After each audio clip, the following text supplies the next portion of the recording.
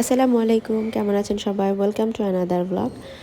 আমরা অনেক দিন ধরে সূর্যমুখীর বাগানে যাওয়ার প্ল্যানিং করে যাচ্ছিলাম, কিন্তু সেটার জন্য সময় করে উঠতে পারছিলাম না।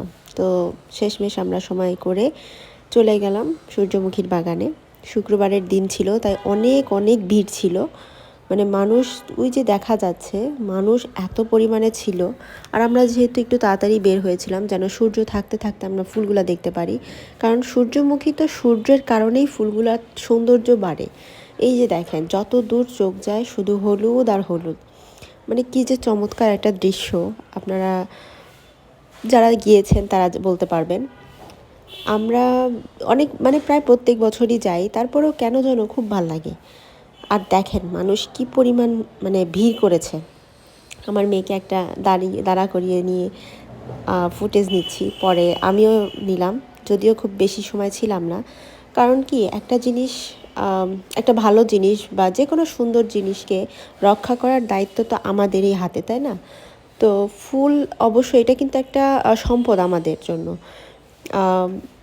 অনেক মানুষকে দেখা যাচ্ছিল ভিতরে গিয়ে বাগান দেখেন ফুলগুলা কীভাবে একদম বাঁকা করে রাখছে, কারণ মানুষ ছবি তোলার জন্য ভিতরে যায়।